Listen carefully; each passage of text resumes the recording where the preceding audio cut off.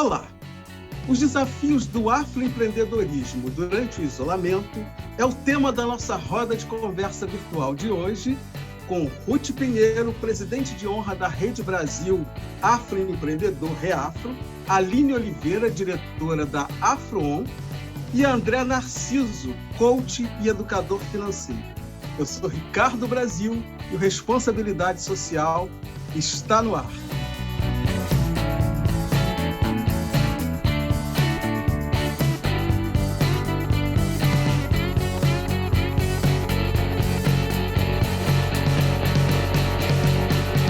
Gente, muito obrigado pela presença de vocês. É um enorme prazer receber todos vocês aqui.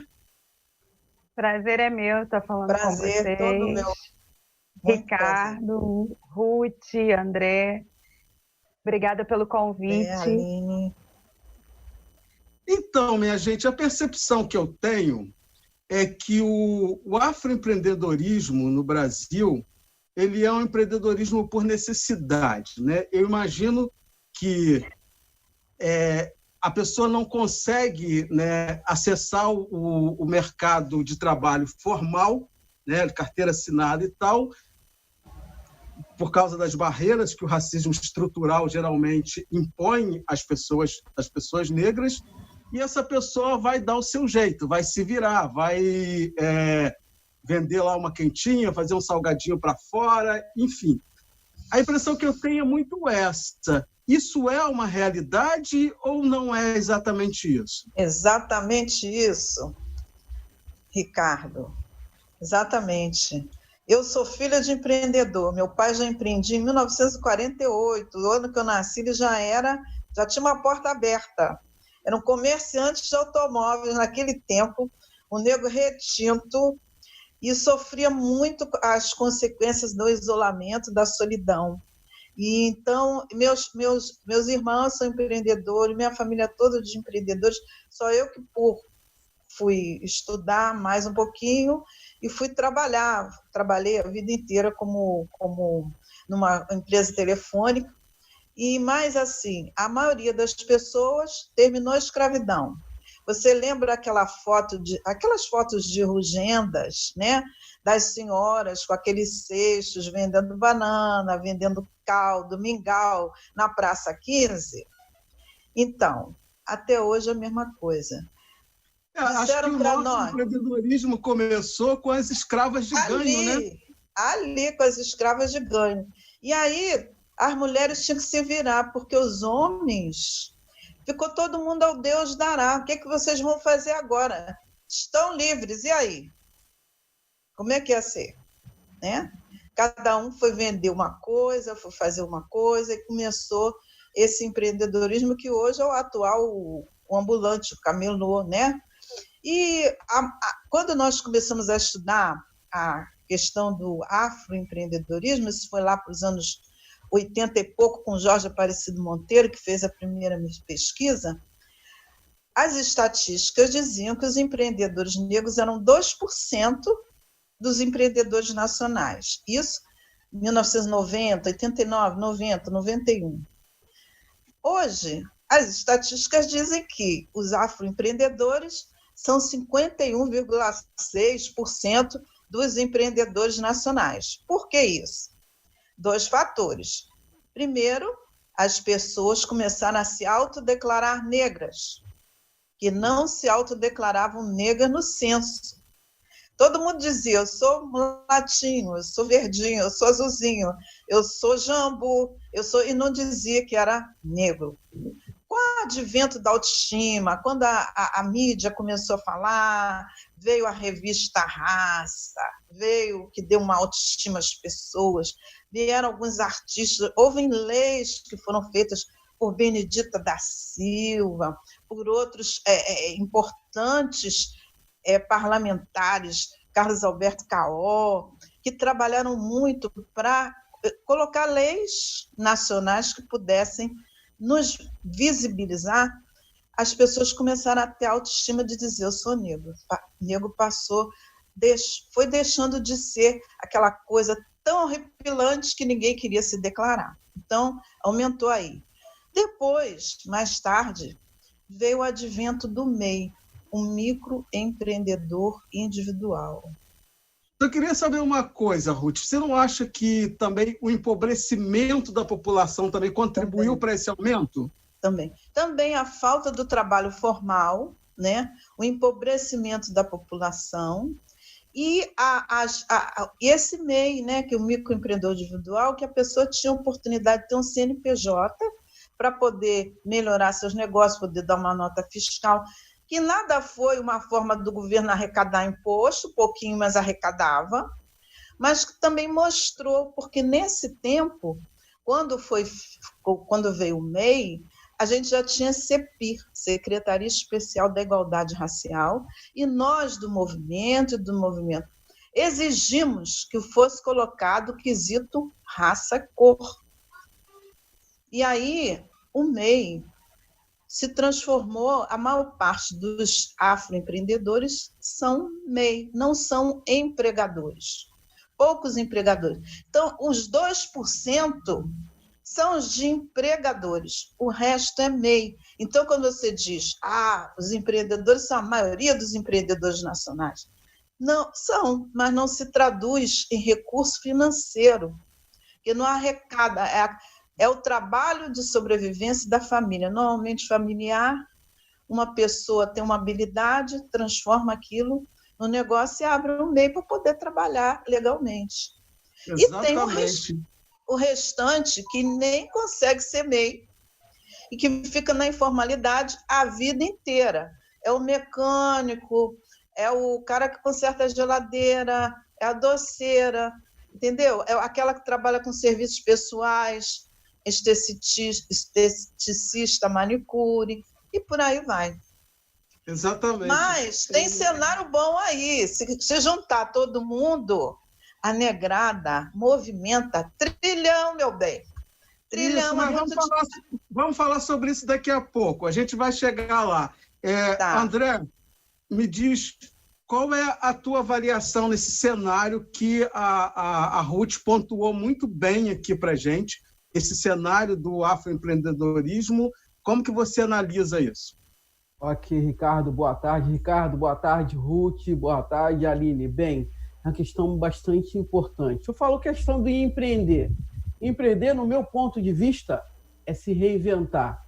E vendo agora a situação, como foi colocada em pauta sobre a pandemia, que é algo que está acontecendo mundial.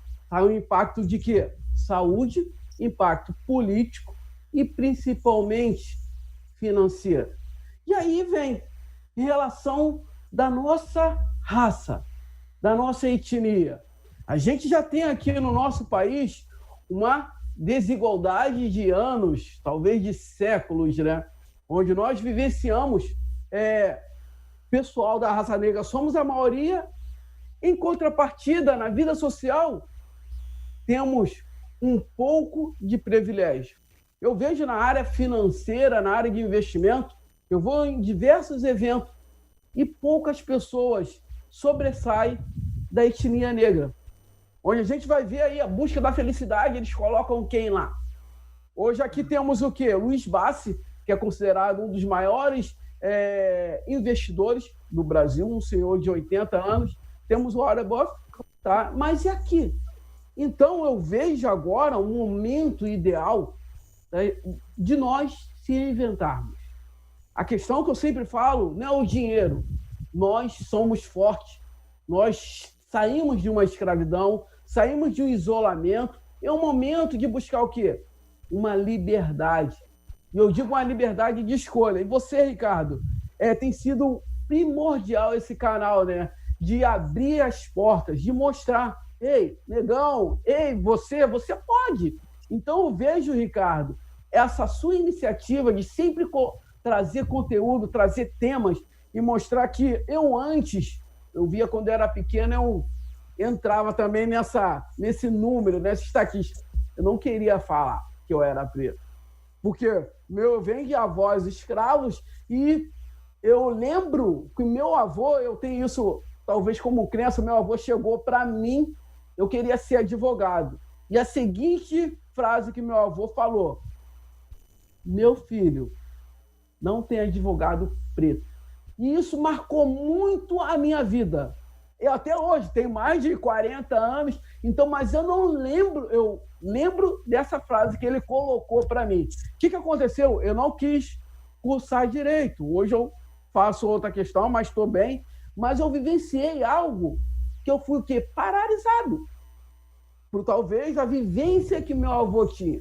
E é o momento agora da gente se libertar de qualquer questões do passado. A gente tem que ter o quê? Orgulho dos nossos antepassados. Mas você acha, André, que a pandemia, esse momento de pandemia, esse é um momento propício para isso?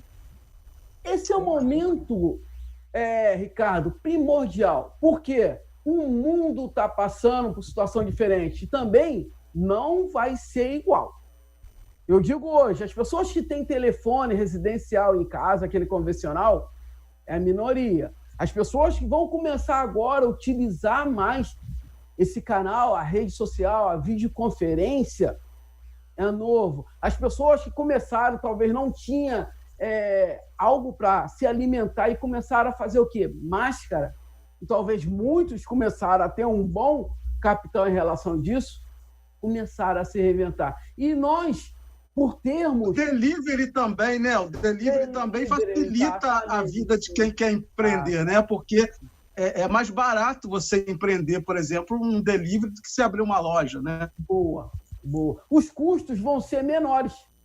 Hoje tem empresas que já decretaram que, a partir de agora, vão continuar, já reduziram a questão de salas alugadas e começaram a fazer o home office como permanente. Em torno de 40% das empresas já estão utilizando esse modelo. E a tendência agora é cada vez ser inovador. Então, é o momento que eu falo, empreender é se reinventar. Vamos trazer, então, a Aline para a roda. Você concorda com essa opinião, Aline? Você acha que é um momento propício agora para poder se reinventar, para empreender, para fazer dinheiro, para os afroempreendedores fazer dinheiro?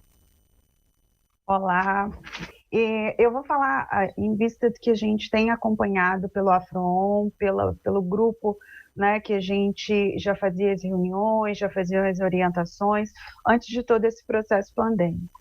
O que a gente entende, e a Ruth já bem colocou isso, é que embora seja a maioria empreendedora, seja negra, seja do povo preto, a gente enxerga as dificuldades que esse povo tem. Visto isso, foi a partir daí que o Afro-On se baseia, né? A partir daí que nós começamos a entender a necessidade de não só formalizar esse povo preto, mas também informar, também ter a troca de ideias entre essas pessoas que já empreendiam e as que tiveram por necessidade ou por desejo, às vezes uma pessoa que aposentou, quis mudar de área e decidiu empreender. Antes da pandemia, a gente já enxergava essa dificuldade, né? Não só a dificuldade de informação. Embora a gente tenha dentro dos canais, principalmente das redes sociais, dentro da internet, acesso a algumas informações, essas pessoas ainda têm dificuldade de identificar quais são os pontos que devam ser tratados. Então, nós viemos com esse intuito de, além de unir esse povo preto empreendedor, além de trazer essas pessoas que têm a mesma afinidade ali econômica, o mesmo desenvolvimento econômico, né? Também informar e dizer que nessa perspectiva não está sozinho. Durante o processo inicial, né, o Afron fez 1 ano esse ano, durante o processo inicial, nós identificamos essas características, essa necessidade, como a Ruth bem disse, também de se reconhecer, o autorreconhecimento como negro e o autorreconhecimento como empreendedor negro e a diferença que isso faz dentro da nossa cultura e dentro da perspectiva. Qual é essa diferença, Aline, de ser empreendedor e de ser afroempreendedor? Pois é. O empreender, ele é algo bem genérico, né? Então, a gente fala do empreendedorismo, como o André já citou aí, alguns escritores, alguns expoentes dentro do empreendedorismo que são brancos, e a gente tem os negros também. Mas, em suma, em regra geral, a gente identifica a maior parte de quem fala e quem escreve do ponto de vista empreender sendo branco. o fato de ser afrodescendente, de ter, muitas vezes, dificuldade de acesso à informação, como eu já havia citado, dificuldade de acesso a investimentos, porque, na maioria das vezes, o negro vai empreender por necessidade mesmo, ele precisa manter uma renda dentro da família, às vezes perdeu o emprego, ou às vezes a família aumentou, precisa de uma renda extra. Então, o que a gente identificou dentro de todo esse processo é que, quando se trata do empreendedor negro, a gente entende uma maior dificuldade de acesso a essas linhas de crédito, às vezes a gente tem uma maior dificuldade de acesso a essas informações disseminadas dentro do próprio povo. Um outro ponto, que é o nosso aspecto positivo, é o crescimento do black money no Brasil. Na verdade, as pessoas passam a conhecer o black money há muito pouco tempo e passa então, vamos explicar para as pessoas o que é exatamente o black money, né? Claro. O black money é o dinheiro de pessoas pretas circulando entre pessoas pretas, né? Sim, sim. E qual é a importância disso? A partir do momento que a gente passa a fazer a circulação do próprio capital ou do investimento dentro do nosso povo, a gente acaba fomentando o crescimento do negócio do próximo, e esse próximo com características semelhantes a nós, né? Então, assim, talvez as mesmas dores, é isso que a gente muito fala, muito conversa, as mesmas dores, as mesmas dificuldades que um empreendedor negro tem, ela vai ser reconhecida por outro empreendedor negro, não só no sentido de ter o mesmo negócio, né, estar na mesma linha, no mesmo ramo, mas nos canais que ele encontra para se desenvolver. Então, se eu compro a máscara do preto, que é um preto que fabrica, eu sou preta e compro dele, eu estou me beneficiando, muitas vezes até de produtos baseados em questões étnicas, eu estou não só fomentando o negócio de um empreendedor, mas também de forma cultural, fazendo com que haja essa ascensão do reconhecimento da raça, que é bem recente, né, Ruth? A Ruth também falou. Não é bem recente, não.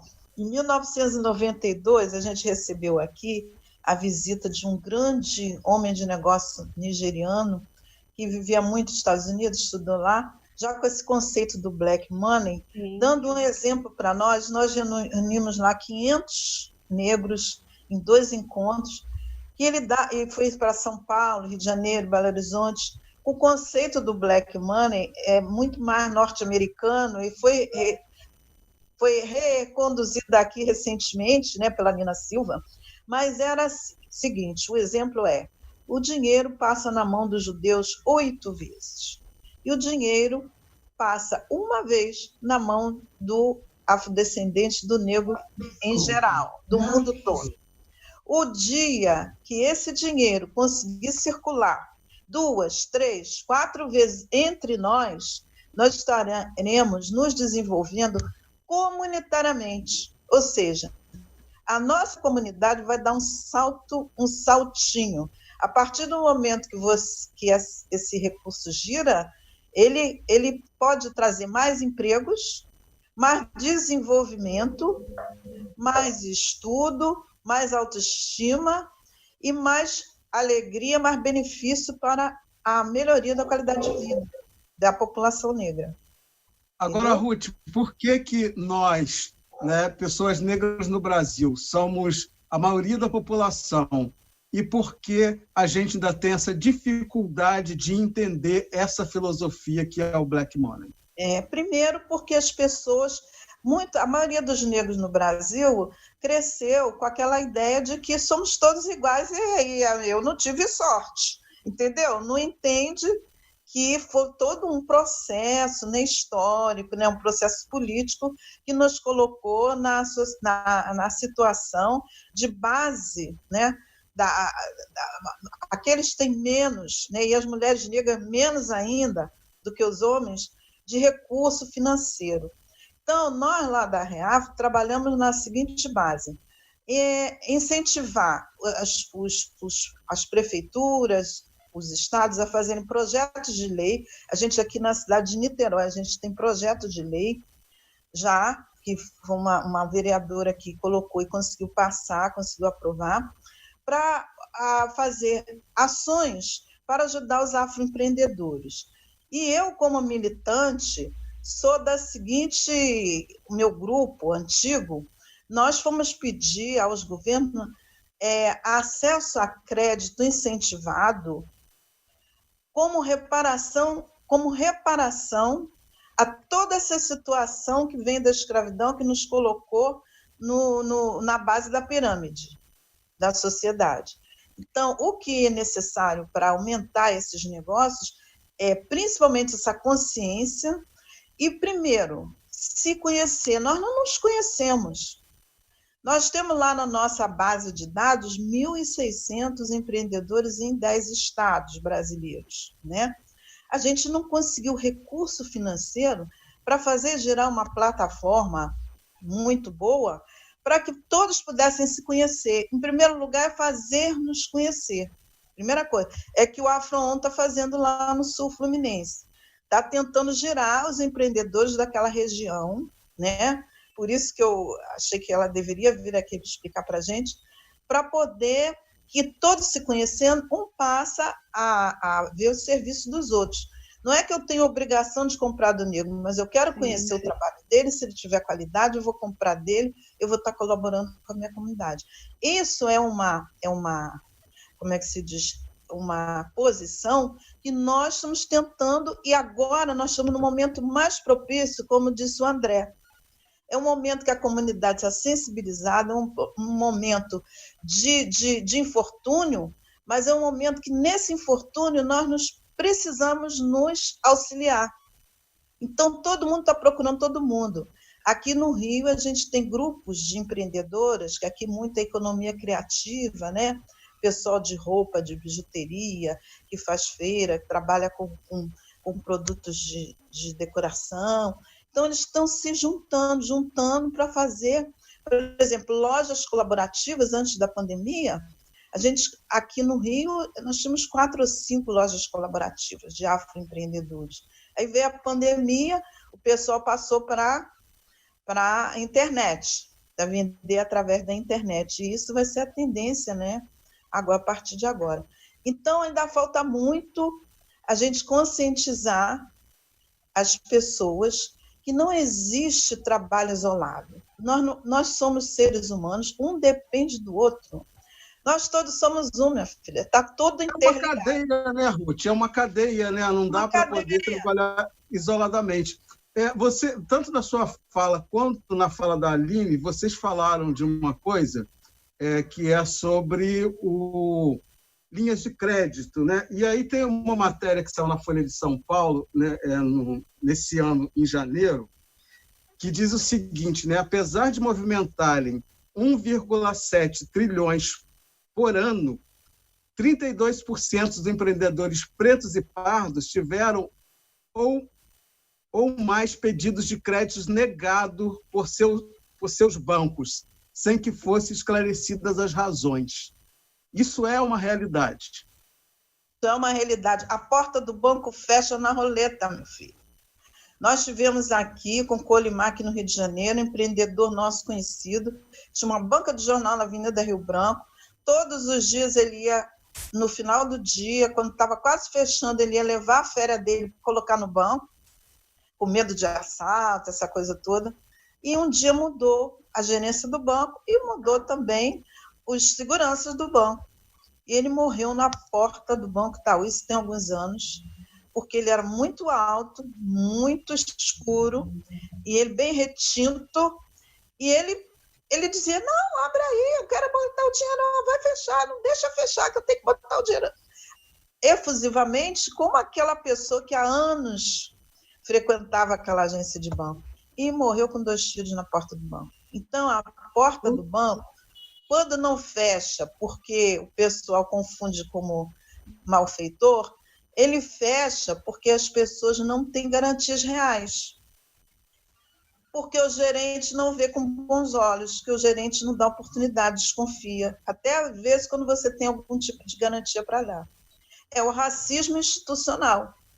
Aí fica difícil, né? Porque se você quer crescer, você precisa de investimento para poder para que o negócio cresça. E aí fica realmente muito desigual essa situação. Eu só vejo uma solução para isso. É ter disposição do Estado. O Estado brasileiro tem que enxergar que essa comunidade produz, que essa comunidade fez as riquezas do Brasil e que nós, incentivados com a nossa criatividade, com a nossa resiliência, com a nossa força, nós podemos contribuir para a melhoria dos indicadores econômicos brasileiros. É isso. Eu penso assim, só complementando esse finalzinho que a Ruth disse, eu penso que falta exatamente isso, de uma maneira geral, né? Claro que a gente fala de uma parte governamental, mas a gente pensa que, de uma maneira geral, há que se entender que o povo preto movimenta muito. E não é um movimento que vem da agora, no sentido de que a cada ano a gente cresce mais, porque a cada ano é nos dado mais um pouco, a gente dá um passo, né? Pode ser pequeno, mas a gente dá um passo a cada ano no sentido de nos informarmos melhor, no sentido de nos formalizarmos, no sentido de entregar trabalho de qualidade, entregar trabalho personalizado, isso em prestação de serviços, isso em produtos. Agora, com a pandemia, principalmente, esse momento em que todos estão pensando e tendo que se reinventar através do delivery, através das páginas que oferecem oportunidades de vendas virtuais, através dos grupos, né, de canais de comunicação que a gente acompanha também e que um vai indicando o outro, um vai promovendo o trabalho do outro. Então, assim, penso que haja uma necessidade, né, uma questão realmente cultural, das pessoas entenderem e enxergar o povo preto como um povo que movimenta muito dinheiro, muito mais do que se é divulgado às vezes. E também acrescentando que a Aline está falando, a gente vê, somos a maior população no nosso país. Muitas pessoas só querem ver o quê? O preto ele só é bom para jogar bola. O preto ele pode empreender, ele pode ajudar o país, como ele ajuda economicamente. Somos uma grande parcela do PIB, né? Em contrapartida, na questão de crédito, de liberação, há várias taxas, as várias discriminações que as pessoas antes já embarreram. Então, o momento de se fortalecer esse movimento, o momento de se nos unirmos, para que o país já geramos um grande capital. Está na hora de nós gerarmos para a nossa geração. Isso é muito importante. Qual a dica, André, que você daria para os empreendedores ou mesmo para as pessoas comuns, né, para lidar com o dinheiro, principalmente nesse momento? Perfeito. Essa questão do dinheiro, como a gente estava falando anteriormente, né, antes de começar, é bastante emocional. E nós, aqui no Brasil, muito ainda. A parcela da população, 0,5% da população é considerada investidora. O que eu quero dizer investidora? Investe, de fato, no Ibovespa, nas ações de renda fixa, renda variável, esquecendo, vivenciamos o quê? Um país que é concentrado em 5 bancos. Mas temos outras formas de investir. As pessoas só querem se concentrar nesse momento. Assim como o time de futebol está se reinventando, na parte dos investimentos, você pode investir sem depender dessas 5 instituições. Quais são essas outras formas de investimento? Estou aqui curioso para saber. Perfeito. Então, temos o quê? Hoje, a renda variável, onde você está ajudando as empresas como Magazine Luiza, como Lojas Americanas, como Ambev, crescer. Você se torna acionista por simples R$10, R$20. Você, na Magazine Luiza, vou dar um exemplo, Magazine Luiza, durante, Ricardo, nessa pandemia valeu R$26. Hoje ela está valendo R$75. O que eu quero dizer? 4 meses. Olha o quanto o seu capital valorizou. Mas para isso, tem que o quê? Fazer um cadastro nas corretoras. O porquê? Dentro do banco. Se você investir lá no banco, ele vai te pagar, vai te cobrar taxas abusivas. Então, o momento agora de você começar a investir é conhecer sobre renda fixa, renda variável e fazer o dinheiro trabalhar para você. É o que eu sempre falo. Eu gostei de conhecer, porque nós não temos empreendedores, são raríssimos aqueles empreendedores, pelo menos aqui no Rio de Janeiro eu não conhecia, estou te conhecendo agora, em outros estados a gente tem, São Paulo, Santa Catarina, Paraná, que trabalham com o mercado financeiro e podem explicar isso, porque a vida inteira foi nos negado acesso ao dinheiro. Então, o pessoal tem muita resistência, acha que para investir tem que ter muito capital. Você vem com um dado muito importante. Eu estava vendo aqui, meu filho trabalha na B2W, ele estava dizendo, a loja americana aumentou a ação, não sei quantos por cento, 400%. Por quê? Porque as pessoas investiram e era pouquinho, agora o dinheiro... Exatamente, Ruth. Eu vou dar um exemplo. Qualquer pessoa pode entrar. Exatamente. O que acontece? Há uma frase... A informação faz toda a diferença, né? Quando você não tem a informação, né? Informação. Então, já estou te convidando de antemão para você fazer uma live, continuar fazendo lives com a gente, né? Com a Afroon, lá com o pessoal da Reafro, com o pessoal do Colimar, que eu não sei se você conhece. O Colimar, eu sou fundador, sou conselheira também, foi a primeira instituição de afroempreendedores do Brasil. Capacitou aqui no Rio muitas pessoas para o empreendimento, mas nunca se fala do investimento, entendeu? Pois é, Ruth, é interessante você falar sobre isso, que nas nossas rodas de conversa a gente até brinca, parece que o lucro é dado para nós como algo quase que criminoso. Então, a gente não pode colocar um preço maior no nosso produto, a gente não pode ganhar no nosso produto, a gente não pode vender um serviço de qualidade e cobrar por ele porque está errado. Então, acredito realmente que isso tenha sido nos ensinado desde sempre e é mais um paradigma a ser quebrado aí dentro das nossas informações que o Ricardo bem disse aí. Informação é tudo, é o que a gente tem feito mesmo nesse período de pandemia.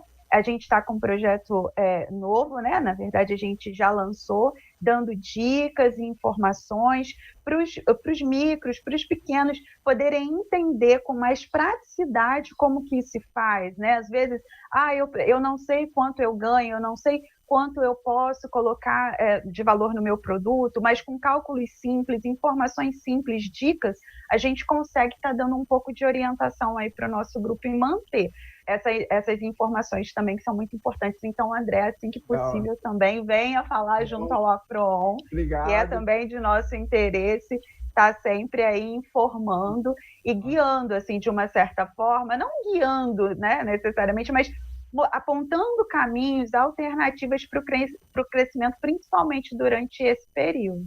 Legal. Eu quero dar uma dica bem importante para todos aqui. Existe um banco.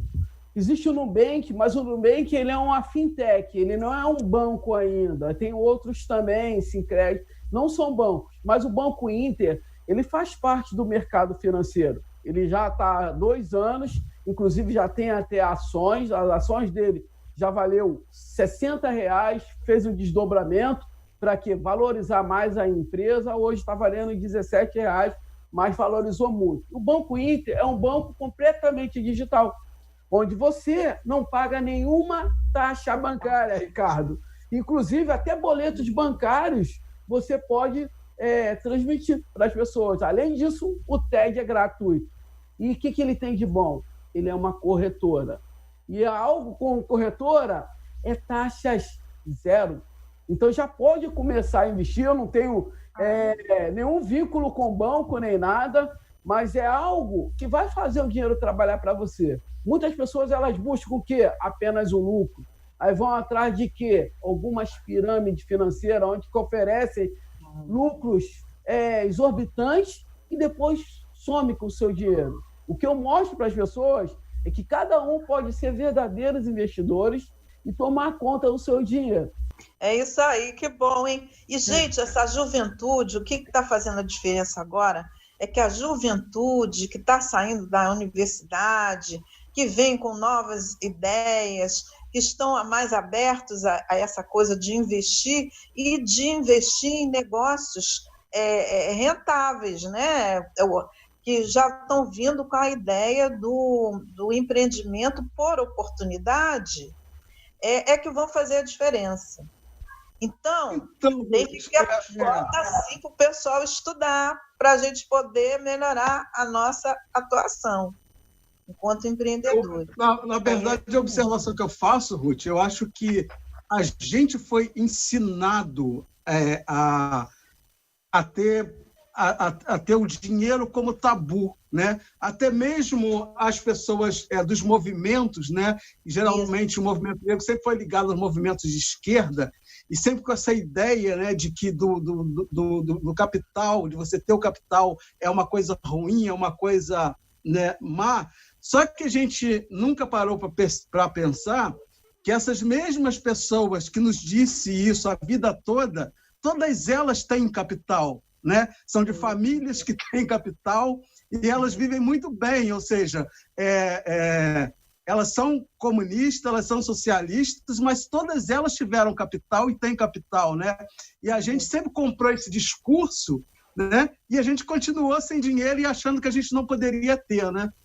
Mas nós merecemos ter dinheiro, nós temos que ter o dinheiro, temos que mudar essa mentalidade, porque nós trazemos felicidade para essa nação, a gente traz alegria para essa nação, com o nosso modo de vida, com a nossa resiliência. E merecemos ser felizes.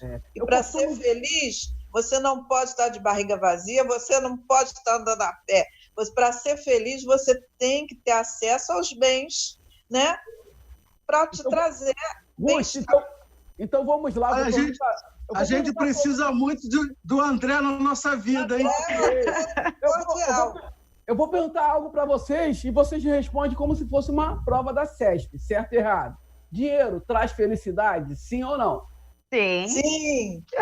Ricardo, legal. Mas aí é o que eu falo. Com certeza, não tenho dúvida disso. Exatamente. Mas algumas pessoas elas falam que não. Mas eu digo, dinheiro ele traz a felicidade, mas ele não é a felicidade. Dinheiro não é o fator principal. Dinheiro é apenas uma moeda de troca. O porquê aquela pessoa fala não?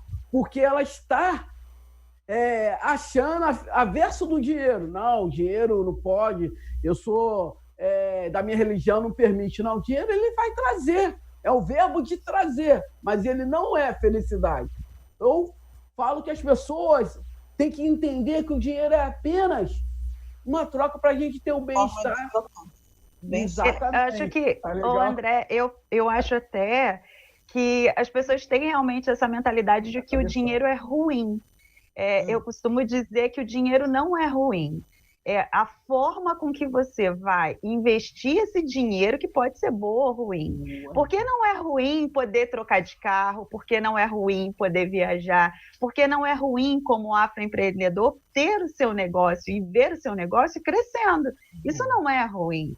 Né? Então, a gente realmente foi criado nessa cultura de que ter dinheiro não é bom, mas alguns que dizem que ter dinheiro não é bom, têm o dinheiro, como o Ricardo disse, e mostra justamente ao contrário, porque está viajando, está trocando de carro, está estudando, está se conhecendo e conhecendo tantas outras coisas, né?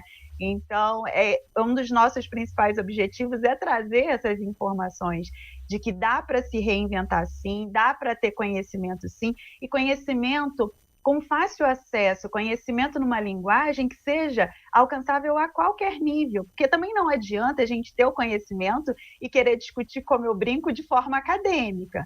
Muitos dos nossos empreendedores, dos nossos afroempreendedores, eles não têm a informação, né? Ou está começando, ou quer começar, não para aqueles que já possuem informação, não para aqueles que já estão caminhando, mas para aqueles mesmo, né, estão ali na base, eu não sei o que fazer, eu quero vender, por exemplo, bolo de pote, ou então, principalmente agora nesse período de pandemia, como que eu vou retornar? Eu trabalhava num salão de beleza, eu tenho que investir agora em proteção para mim, para o meu cliente. Então, se não obtiver essas informações de uma maneira mais simples, numa linguagem acessível, se torna mais complicado, que a gente já vem galgando para descomplicar, né?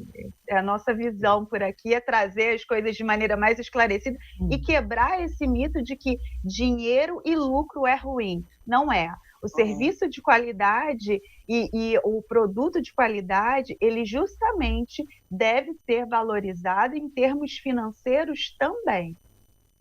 E o recado que a gente pode deixar aqui hoje é que a pandemia é um problema, é uma dificuldade, mas que ela pode ser também um motivo para a gente se reinventar e fazer desse negócio, fazer desse limão uma limonada. É isso, né? Isso aí, é isso aí. Com certeza. Cada crise tem uma oportunidade, né? E a gente está tendo essa oportunidade agora de dar essa consciência, né, de união e de trabalho em prol um dos outros e que a gente cresça, né? Nós precisamos crescer. Tá então, bom. a gente já está chegando ao final, então já vou pedir vocês para poder fazer as suas considerações finais. A Ruth, que já estava com a palavra, continue então, Ruth, por favor. Como você está numa casa de leis, eu vou falar aqui para os legisladores que venham conversar com a gente, se debruçar num projeto de lei para ajudar os afroempreendedores do estado do Rio de Janeiro, que são muitos e que precisam muito de ajuda para crescer. A gente tem lá muitos planos de negócios validados, a gente já fez várias tentativas com vários órgãos e nunca conseguiu uma resposta satisfatória. Em Niterói, conseguiu fazer um projeto de lei para os afroempreendedores. Hoje em dia, algumas ações estão sendo já feitas através dali, pela vereança, uma feira permanente, né, de venda de produtos, uma casa do empreendedor, onde as pessoas podem ir lá. Quer dizer, a gente tem que trabalhar com a lei, a gente tem que trabalhar com a comunidade e a gente tem que também exigir, né? Exigir, porque se você trabalha, você emprega, você faz bem esse serviço para o país, você tem que também ter ajuda para continuar trabalhando. Então, vamos aproveitar esse momento que não é agradável para nós, de muita dificuldade, de muita dor, e tirar esse sofrimento e fazer disso uma oportunidade nova. A gente se reinventar. Tá? Ok. Agradeço imensamente estar com vocês aqui, André, Aline e Ricardo. Você sabe que você é do meu coração, né? Muito parabéns pelo papo, pelo programa. Muito obrigada. Ok, muito obrigado. André, por favor, suas considerações finais. Tá bom. Antes, eu quero aí agradecer a você, Ricardo, tá, pelo convite, agradecer a Ruth, agradecer a Aline. Me senti muito em casa aqui, né? E quem é o André? O André, ele é um ex-militar das Forças Armadas, foram 28 anos nessa carreira, tá? E eu tive muita dificuldade em relação à finança. Olha como eu trabalho com estabilidade e segurança. Mas eu digo, quando você chega no fundo do poço, é quando você vai ver. A única alternativa é você olhar para cima. Foi exatamente que aconteceu comigo. Eu comecei a estudar a área financeira e mudei alguns anos e criei um método, o método Agir, onde o A, você tem que ter atitude para sair da zona de conforto, atitude para parar de procrastinar e atitude para você conquistar os seus sonhos. O G é o princípio da gratidão. A gratidão é você fazer algo para alguém sem esperar nada em troca. Porque sabemos, se esperar algo de outra pessoa, o que vai acontecer? Você vai se frustrar, vai se decepcionar. Então, nunca vi quem planta o bem vai colher o mal. Então, a gratidão faz isso, do meu método. O I é inteligência. Inteligência emocional, para você ter equilíbrio nas suas decisões. Inteligência financeira, como de fato investir seu dinheiro. Quais são os melhores produtos? E o R serão resultados esperados. E hoje, eu tenho um propósito de ajudar as pessoas que não acreditam que possam viver melhor financeiramente. E aí, sendo da minha raça, da minha etnia, é muito melhor. E agradeço essa oportunidade de estar aqui, de disseminar o meu trabalho e poder contribuir, porque juntos vamos mais longe. Obrigado e gratidão. Obrigado. Aline, suas considerações, por favor. Vamos lá. Em primeiro lugar, muito obrigado. Em nome do Afron, né, eu agradeço a oportunidade que foi dada. A Ruth nós já conhecíamos, agora também por conhecer o André e Ricardo. Nós estamos aqui realmente para unir, para desenvolver, para conectar afroempreendedores, informar sempre que possível, durante esse período que é de muita sensibilidade de uma maneira geral. Nós estamos aqui informando através das nossas redes, através do AfroOn, dando essas dicas, essas informações. Estamos abertos a qualquer tipo de dúvida que a gente possa esclarecer ou possa ali colocar em pauta dentro das nossas conversas e também crescer. Acreditamos que unidos nós somos mais fortes e unidos nós vamos realmente conseguir caminhar aí passo a passo, galgando um caminho realmente de muita prosperidade para os afroempreendedores, né? Nós somos fortes, sim, nós podemos sim, nos reinventamos a todo momento. A gente está recebendo notícia aí das pessoas do nosso próprio grupo, que agora trabalha com delivery, que agora conseguiu desenvolver plataforma, ou que criou grupos dentro de comunidades ou dentro dos próprios contatos que tinham e conseguiram movimentar além do auxílio, né, que receberam e conseguiram com esse auxílio investir no seu próprio negócio. Ok, gente, muito obrigado por toparem vir aqui bater esse papo com a gente. O trabalho que vocês fazem é extremamente necessário, extremamente importante. Parabéns pelo trabalho de vocês e muito obrigado, tá? E para quem está em casa, para quem esteve com a gente até agora, muito obrigado pela companhia e até o próximo encontro. Eu te espero.